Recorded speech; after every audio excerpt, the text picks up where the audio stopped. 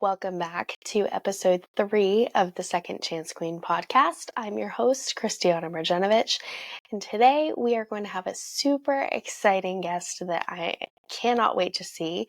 I got to see her back in January at our national pageant that we competed at together, and I am super excited to see her this evening.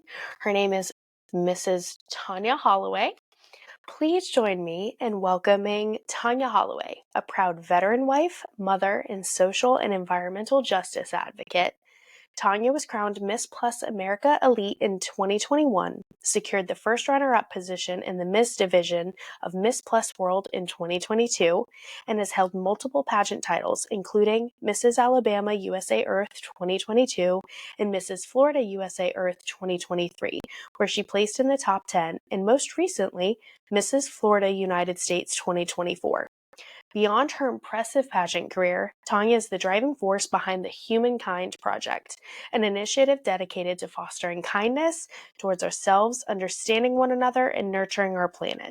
In today's podcast, Tanya will share her experiences and insights on second chances, resilience, and self-confidence. Please join me in welcoming Tanya Holloway. Hi, my name is Tanya Holloway. I am Mrs.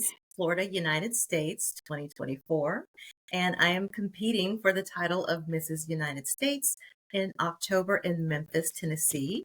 I'm so excited about that, and I'm so happy to be here with you because I know that we competed together with the Mrs. USA Earth pageant, and so it's nice catching up.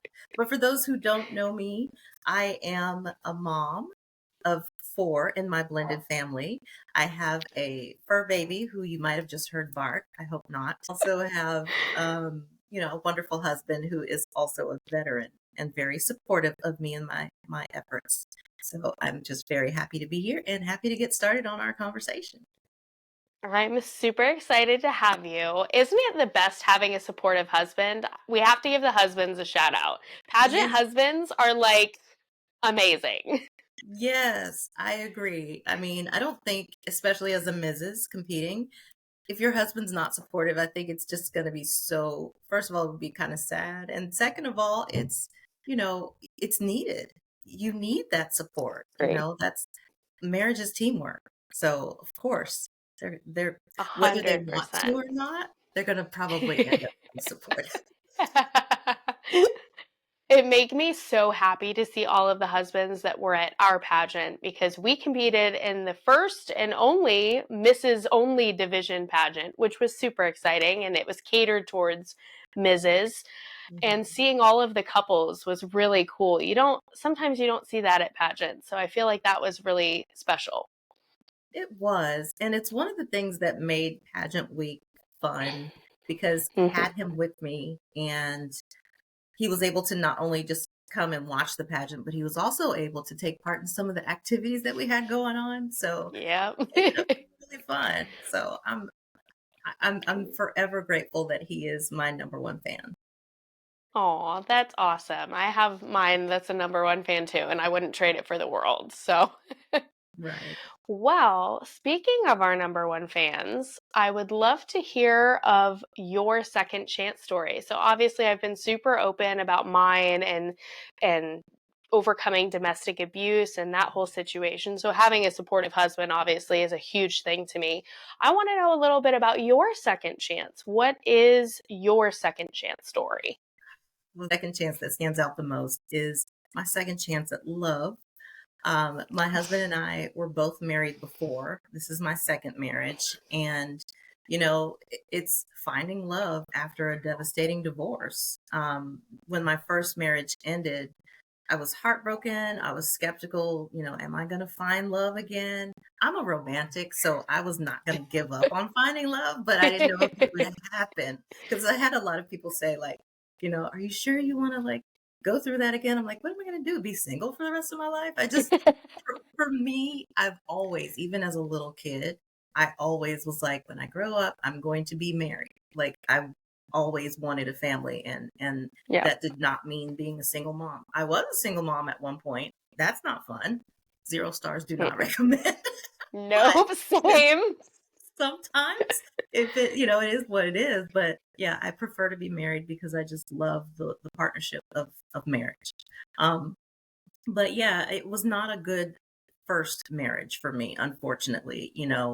Um, he was not a nice person, and so meeting my now husband, and he's kind and he's patient and he's understanding.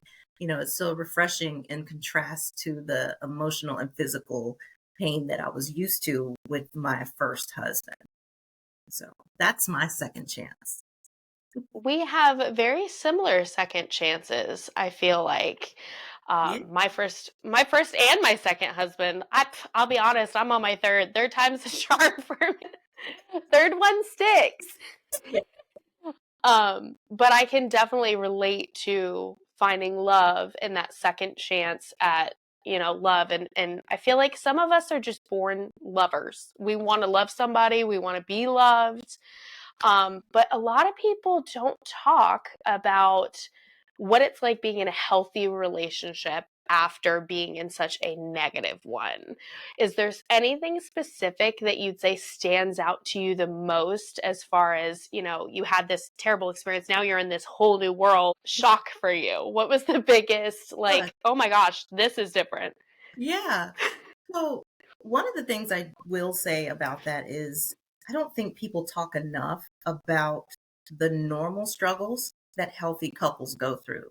You sometimes see couples and you think, "Oh, they're perfect. They probably never argue. They're probably, doing the deed every night and they're probably, all that stuff." And it's like people don't talk enough about, what you might think or what you might perceive as perfect. You don't know what's going on behind closed doors. People have a good way of hiding and only showing you what they want you to see. And it's kind of like social media. I Yes. it looks great back here, but on the other side of the camera, it's a hot mess. It's like that. And so I wish people were more open and honest about what marriage is really like. When people say marriage is work, it's true. Marriage is work. It requires two people who are mature enough to discuss when things get, when there's disagreements, to be able to maturely have a conversation about what the issue is and how to come to a resolution. But that's what it takes, and I don't think enough people let that be known. Um, that was one of the things I struggled with when I went through my divorce. Was I will be honest, I'm just going to put it out there. So I've never really talked about this, but one of the reasons I married him was to save face. Everyone told me not to marry him. Everyone was like, "Girl, are you sure?" And I was like, "I love him." And they were like, "Yeah, but are you sure?" And I we had done all the stuff and we got everything ready and paid all the money, and I didn't want to back out because we had been engaged and broken up before, and then we were back on again, and now the wedding was back on again. I didn't want to, like, you know be off again. So I was like, no, it's fine. Even though 2 nights before we got married, um, he put his hands on me. Oh And no. looking back, I wish then I should have said, you know what? If Tanya today was there then, oh, it would, no question. Yeah. But, but at the time, I was much younger. I was, you know, didn't have self-confidence and all that kind of stuff. And so I stayed and I went through with the marriage. So red flags present themselves, and your gut is not lying. If you feel in your gut that this person's not right or something's wrong, you're most likely you're onto something. That is so accurate. We have a lot of parallels in our story. With my second husband, we were together 4 years before we got married, and we had broken up after we got engaged and gotten back together as well. So by that point, when you finally get to the wedding day, you're like, I'm this far in. I've got to commit to the bit. And sometimes, like, as we can look back, hindsight's definitely 2020, because you're like, well, no, girl, don't run away. But when you're in that, you've got all the friends and family gathered and the time's there, and you're just like, okay, well, we're going to make the best of this. So I get that, you know, if we knew what we knew now, how different things would be. Yes, if I have sons, but if I had a daughter, all the things I could teach her and tell her, because I was always, my parents joked about the fact that when I was little, I cried about everything, so they needed to toughen me up. And then they said, then we created a monster because then you were too tough. And I remember I was on a date with this guy and he showed up. He was late and he was always late. And so I had enough. And so he showed up and I said, you're late. And I slammed the door in his face and I went back to my room. And my mom was like, did you just go tell him you're sorry and stuff? And I'm like, he was late. I mean, that's disrespectful. So I wish I'd kept that confidence. But what happened was after I had my first child, crazy me, I thought, no one's ever going to want to marry me now. No one's ever going to. I've gained weight. I wish I was that size now. I've gained weight. I have a child. I'm just going to have to take what I can get. And that's the mindset that led me to accept some of the behavior that I accepted from my ex-husband. Because if I'd never gone into that mental space and still was, shut the door to his face, Tanya, we would have never got. I definitely 100% agree with a lot of the things that you're saying, especially talking about normal relationships and healthy relationships, especially after toxic ones. You know what to expect from a toxic one and a bad one, but you go into an irregular one and you think, oh, this is perfect, especially like the honeymoon phase, right? Because everything's perfect. You're not arguing. You're like, this is a whole new world. You're like Alice in Wonderland. And then you hit that first conflict as like a healthy couple and you're like, whoa, whoa. And I know I was kind of like, we've been together 3 years and I can count on one hand our arguments because we really are like two peas in a pod. But we do have conflict without arguments. And when we hit that first conflict, it's like, oh, is this as perfect as I thought it was? Because there's conflict. And then you have to kind of realize like conflict's not a bad thing necessarily. Everybody has conflict. Right. Everybody does have conflict. We just think that they don't because it looks so perfect. So they Yes. probably never argue. Of course, knowing what I know now, I know that that's not true, but at the time, that's what I thought. I think it Yeah. was we were a couple years in before we had our first argument because I was like you, like, is this for real? Because we don't. Mm-hmm.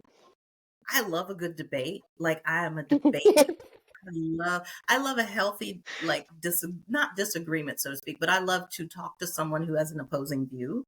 My parents Yeah. were always like, you should be a lawyer. Should have been a lawyer. I'm like, I don't want to go to school for that long though. But if I have to talk to people about, well, why do you think that way? And, well, what about this? And so I love that I can debate with him without it turning into an argument. And the fact that he's smart. So I can talk to him about political things and, what's in the news. But the funniest thing, our first argument was about whether or not we would get a dog after the dog died. Wow. Seems so silly now, but our first argument was he had a dog before we it was my stepdog. So he had a dog. I didn't grow up with pets except for my goldfish, who my sister's fish murdered. We'll talk about that on another day. I got revenge. But but I didn't grow up with pets, so it was new to me. So, and I was just kind of like, yeah, well, his dog was a little bit older, and maybe the way I said this was insensitive, looking back on it. But I was just kind of like, well, she was older, so I was like, we probably won't get another dog when she passes. And he was just like, he totally went against what he said initially, which was, okay, yeah, we won't. And then all of a sudden it was like, yeah, I want another dog. And I was like, wait, you didn't say that when we were dating. It's like, we're married now. You're trying to trick me into getting a dog. It was the silliest thing. I heard the bark. So somebody won. First of all, I don't even know why we argued about that because even though that was my stepdog, I love that dog. She tolerated me, but I think when we had to put her down, I couldn't be. I sobbed. I was like, I can't. Like I had to leave them. And so then it was just weird not having a dog. So yeah, we did have a discussion though before we got the new dog, who was supposed to be my dog. Here we Isn't are. that funny how that works though? Because we always, I had my husband inherited a step dog because I had a dog when we met. He was older, same thing, only it was my dog. And when he passed away, it was devastating. People don't talk about losing that dog was worse than losing most of my friends or family members. It was terrible. It was so bad that the next day I impulse adopted the dog that we have. Ooh. We have a golden retriever now that was supposed to be first he was going to be my dog. Then I'm like, I'm not ready for a dog, but I need a dog, so you have the dog. So he was going to be my husband's dog, and then we found out both when our daughter was born that it's the daughter's dog. That's Nora's dog. Don't even look at him when she's around. You don't exist. So it's funny how that works. But you can't, sometimes you just can't go without a dog. No, but it is super heartbreaking because they don't live as long as us, and so Yeah. the heartbreak of losing the dog, that is my daughter. So if anything happens to her, I will be in bereavement. Like I will not be okay. So yeah, it's hard. But again, he's like, I call him Dr. Doolittle, my husband, because animals love him. He, he'll Oh. call me from work at lunchtime and I'll hear birds chirping and I'm like, are they like sitting on your shoulder like Snow White? Like, because that's just like in my mind, the animals just like la la la la la, like they land on your shoulder. I feel Meanwhile, like that's a second chance husband trait though, because my husband's the same way. So I feel like they come into your life and then they come in like Snow White and all the animals love them. And that's how you know they're good guys. our first road trip, he stood watch because there were birds out there and I'm scared of birds. And I I was learned that. I was eating my lunch and he was like watching and because he was going to shoo him away. And I was like, this guy's a keeper. I'm keeping him because he will let me be my crazy bird phobia self and won't make fun of me. That bird phobia is a real thing for you too. We got to meet in person and did our cleanup. For those of you that don't know, we did a community cleanup with Mrs. California Earth at the time, and we learned that Tanya is very afraid of birds. And we were respectfully trying not to laugh, but they were gunning for her. They were. Okay, so I want to touch on something that we mentioned kind of. You mentioned confidence. That Mhm. word is like my pet project right now. I just launched a workshop. It's called Confidence Crown Workshops, and it focuses on building confidence in girls and women because I have a theory, and maybe you can chime in on this. I have a theory that the abuse statistics, which, if for those that don't know, over 50% of women in their lifetime at some point will be abused. And I have this theory that if we raise confidence numbers in women and raise confidence in women and girls, that rate will significantly drop. Because every survivor that I've talked to that's been in a really bad relationship or tolerated something that they shouldn't have did not have high confidence. So now I'm out here trying to make boss babes from 4-year-olds up because that's my theory. So with in regards to confidence, if you could speak to girls or women today and send them a confidence tip or a positive message about confidence, what would you say? I would say that confidence is 100% believing in yourself, your abilities, and your worth. And when you realize that your opinion is the only one that matters, you won't worry about what other people think. It's going back to what we were talking about earlier, where you will not tolerate certain things when you know your worth and you know that right is right, wrong is wrong. I'm not going to stand for this because I don't have to. Um, I will tell you, never ever say to yourself, well, no one's going to want me because that's what abusers say. Don't say it to yourself because it's not true. I'm here to tell you, it's not true. It is so not true. You might feel that way or think that way, but you can have your moments. Everybody can have their feelings, but then get out of that. Get out of that place because it's not true. That is a good win. And I feel like that is absolutely an abuser's go to line. I still have a text message from my ex husband that said, "Do you really think that anybody is going to love you the way that you are? They're just going to take what they want from you and abandon you over and over again. Nobody's going to want you."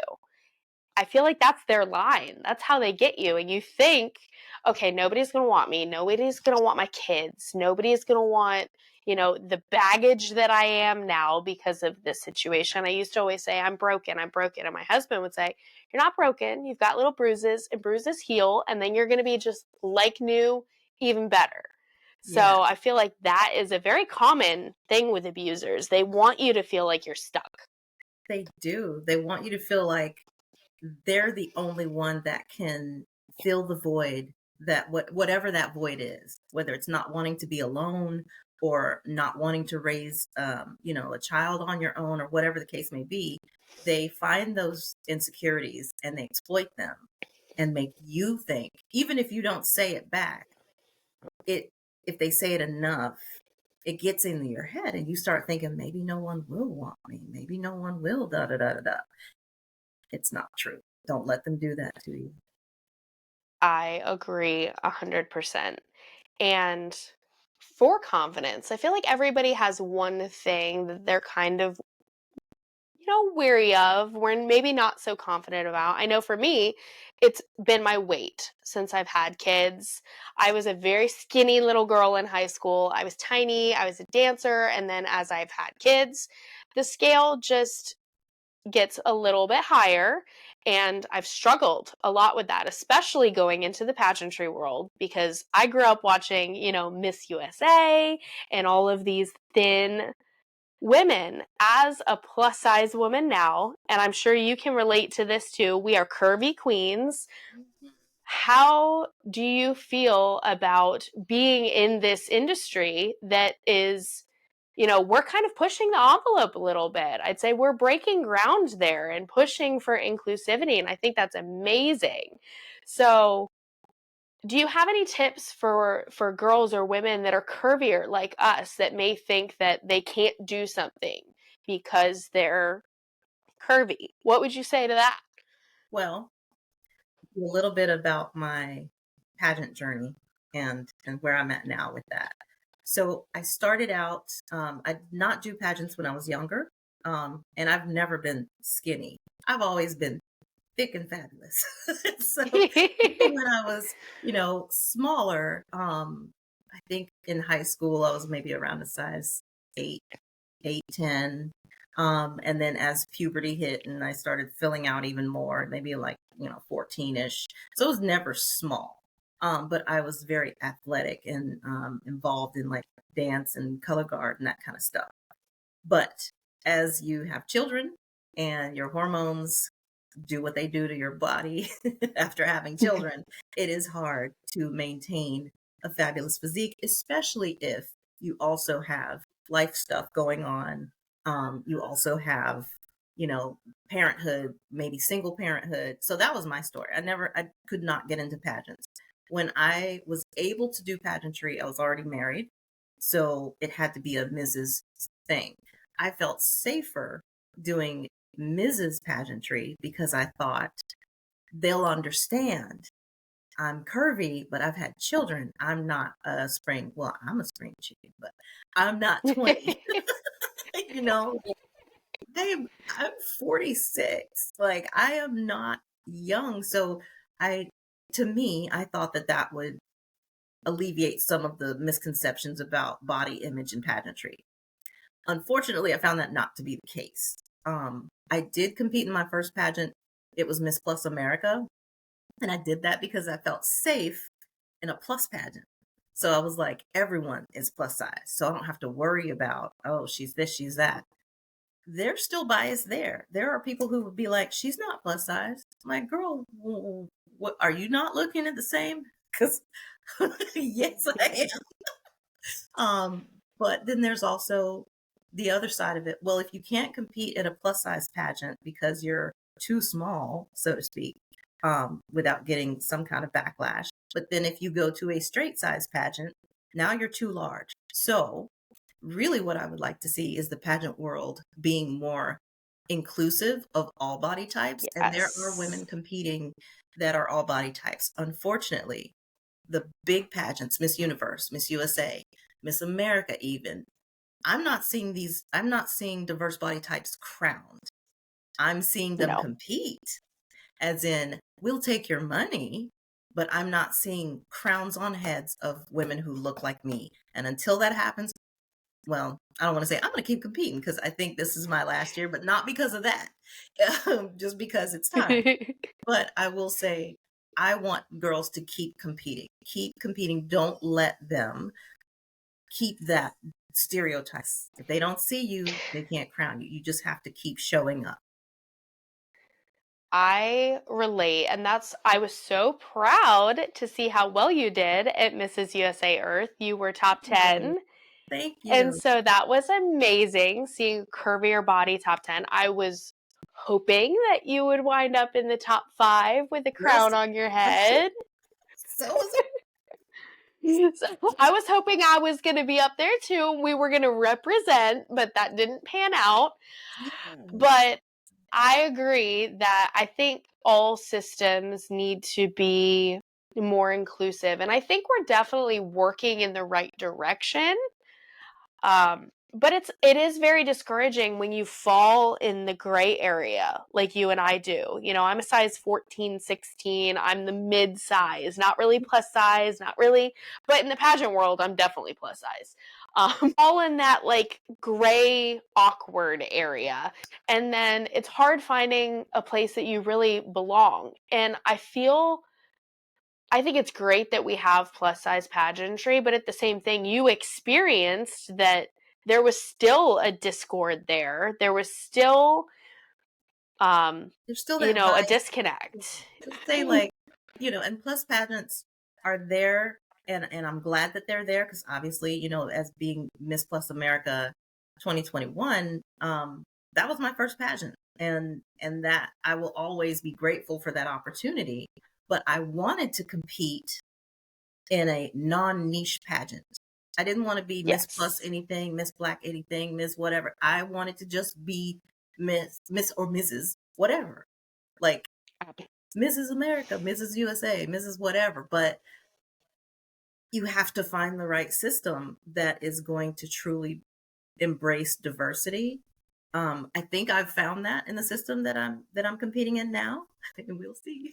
But I mean, I do because I would not compete in a system if I didn't feel that there was an opportunity for diversity, not just with race but also body types. I saw that with Mrs. USA Earth when I watched their competition before I competed, and I was like, wow, look at. I mean, it wasn't just size; it was also there was a woman in a wheelchair. It was.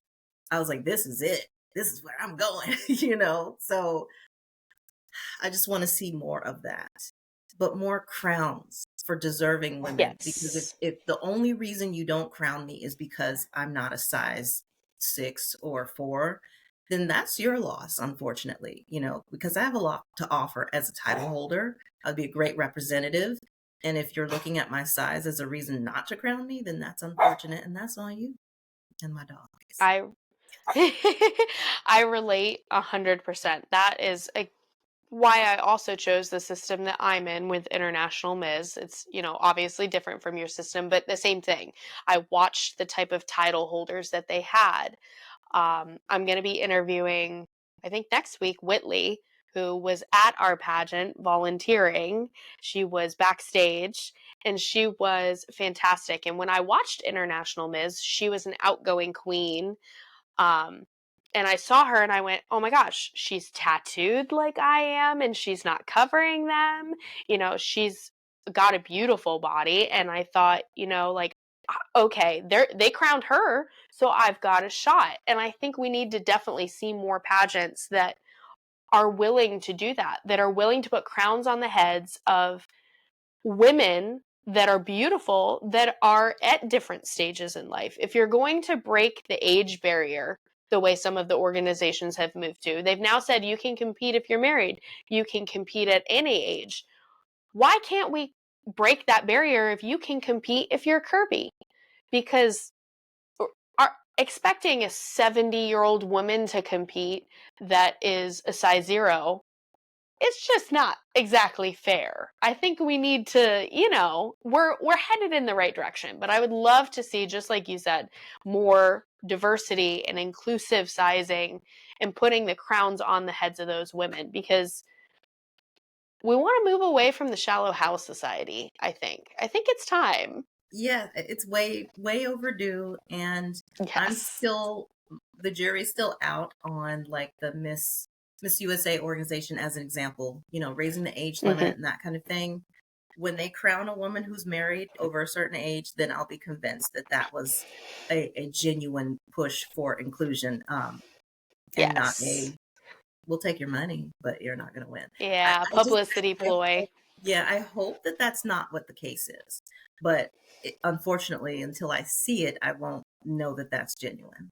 I'd love to see almost a more defined way of judging, because something I've learned with pageantry is it's also so subjective. And I can say that being a judge, I'm sure you've judged pageants, I've judged pageants, and when you're sitting there in that chair, it's very subjective. It's what you're looking for at that point in time. And I'd love to see some sort of centralized, not rubric, but form of judging come out, so that there's even playing fields for everybody everywhere. I think that'd be great. Yeah. And I think transparency in judging. I think someone had Yes. mentioned one time about the Miss USA scores maybe being televised, when the contestants are walking, kind of like they do with like the Olympics. You see their scores. That would be really Ah, cool. Um, that would be. it could go either way. I think, like, because if I'm a judge and I'm watching someone and I think, oh, she doesn't look very confident right now, and and someone else is like, I love her dress, and oh my gosh. So our scores might be very different. But if you drop the highest and the lowest scores and or something Mm-hmm. like that, I think you're on to something. If there was some kind of formula to keep people from really, skewing the numbers with their judging. I think that it could be helpful, but I would love to see scores to know what the judges gave them, Yes. because I think it should be available to the people And watching. free scores. Free Yeah. scores, not buying scores. Why would you? Yeah. That's been a trend in some systems. Buying scores. Yeah. No. And that's sad too. I know some systems don't even offer the scores, but um hopefully most systems will get on board with offering, not only offering, but also offering them at no charge. Yeah, That, that would be a great standard industry practice. yes, I agree. I want to do something a little bit fun. I haven't done this with anybody yet because you're my first official guest, but this is going to be a new tradition that I'm doing. And I want to know, if I had to give my second chance queen crown away to a celebrity or a famous person, not this one because I love this one, but if I gave my title of second chance queen up, who would you designate the honorary second chance queen? I want to create a hall of fame of honorary second chance queens. Oh my gosh, this is a hard question. Is that's a fun. Gosh, I don't know, but for now, I'm thinking Celine Dion, only because I've seen her Ooh. lately, and I think she's got quite a story. She's been through a lot, and she is trying to make her comeback. And I think that it would probably be like her third or fourth chance, but I think she's got quite the comeback story. So I think Celine Dion would be someone I think would have a shot at the I crown. love that. Celine Dion's amazing. I just watched a video about her being so kind to a fan during an interaction, and it made my heart so happy to see a kind celebrity. I think my honorary choice would be Taylor Swift, because I'm kind of in my Swiftie era right now. I've never been a huge Taylor Swift fan. I did not like her. I just was not one of those girls that's followed her from the very beginning. But her latest album, The Tortured Poets Department, is been my obsessive album that I'm playing on repeat right now. And a lot of it is relating to, I feel like she's in an era very similar to us. She's gotten out of a bad relationship or a long relationship that didn't work. She got some tortured music out there, and now she's in her so high school era where she's like in love and she's got Travis Kelce, and it's fantastic. So I think I would make Taylor Swift an honorary second chance queen too. Hi, Taylor. That's valid. That's valid. If you became famous tomorrow and you had a published quote, like this was going to be the quote that was attached to your name, what would you like it to be? If God brought you to it, he can bring you through it. That is I one of the love ones that that. I live by, because I really think that, you're never alone truly when you have God. And so you can always make your testimony. And I think that that's what I'm doing in my daily life, in everything that I do. When I do have an opportunity to speak about stuff that I've been through, it along those lines of, I went through this, but I came back out on the other side better for it. Didn't think at the time that it was going to work out, but it's going to be fine. And so that's what I try to live by. I love that. That is a fantastic quote. I know you're competing for Mrs. United States, you're Mrs. Florida United States. Tell us when your pageant is so we can watch and root for you and cheer for Florida. So our pageant is October 5th through the 9th. It's in Memphis, Tennessee, and it will be available to live stream. So just Yay! follow the United States National Pageants on Instagram and Facebook, and you can stay up to date with all the pageant competition happenings to see what's happening there. I'm so excited. I'm nervous because it's a new system, but it's a good nervous. Like I don't know why I'm like this, but I don't really get nervous like about doing interview or being on stage. That to me comes kind of naturally. It's more the stress of the prep, so to speak, the finding the gown, the rehearsing and all the things, making sure that you pack everything and the travel. That's what I get nervous about. Pageantry is such a huge universe, but it's also so small. It is. It is. And once you compete with people, get to know them and you like them, you connect and you still follow them, even if whether they're competing or not. But I have so Yeah. many people. I love to just cheer them on, watch what they're doing. Like last weekend, who was it that competed last weekend? Our friends from Mrs. USA Earth, we had Tara. She was North Carolina the first year I competed, and then Lindsay, who was fire. They both did the USOA pageant last weekend, and I was glued. I was like, yes, I spent the money. I watched the lives, and as you mentioned, it's subjective because Yes. I knew I had a winner, and when my winner didn't win, I was like, I'm closing the laptop. I don't know why. So mad. So you never know what you didn't see behind closed doors. I But loved I root for Lindsay all the time. Whenever I see her anywhere, I'm like, Lindsay, you're awesome. And yes, then I did that with Haley Pouncey, who was yes. Indiana when we competed. I rented that live stream, and my husband and myself and the baby screamed at that TV through the intros, and we were like, he has probably videos of me acting a fool over Haley. Haley, we love you. Whenever someone I know is competing, trust, I'm following. I'm looking. I'm Yes. rooting for the results. If nothing else, if I'm not watching it live, I'm at least keeping up on social media so I can be like, I'm just Yep.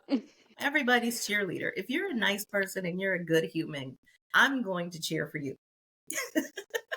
Sisterhood is definitely, it's huge in pageantry. I feel like pageantry gets a bad rap for cattiness and like, people have their misconceptions about it. But the sisterhood that I've built with just my very first pageant this year has been crazy. I'm like rooting for all these women that I, spent a couple hours with in person, but we see each other on social media for so long. And it's funny because you were competitors at one point. and you're competing for the same title, but you're still also rooting for this girl. And then it's kind of like a relief when you're not competing anymore, because now you're rooting for her for everything. Yes. And it's Now like, you can okay, I just cannot root against myself now. yes. And that's sad because even though there's only one crown, and that's why I've always said you've got to get something out of pageantry besides the crown, or it just won't be for you. Because Yeah. everyone except the winner is going to be disappointed. So Yeah. make it a good experience for yourself and try to get as much as you can out of it. Enjoy it. And if you win, that's even better. And if you don't, at least you got something out of the experience. Before I let you go, you mentioned it when we were talking, and you mentioned it briefly in the beginning of this conversation, how you think this is your last pageant. Is there a chance we can still see Tanya again in the future? Is this a hard close? Are you like sure about that? Or could we see a second chance queen revival with Tanya coming back in the future? I will never say never. Just like I really thought, and I feel silly now, that I was going to return to USA Earth after competing. I thought if I do compete again, it's going to be there. And then I did some soul searching and decided, you know what? I'm going to give another system a try.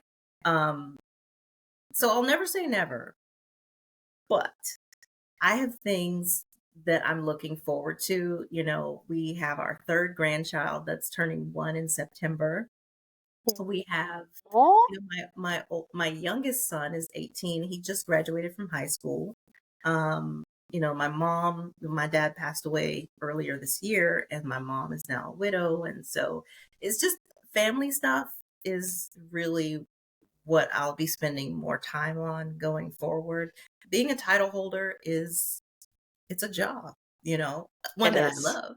I enjoy, and that's why I along. But I think it's just, you know, I want to take this last pageant, and if I win, I hope I win so I can go out with a bang. And like I have some really great ideas for my year.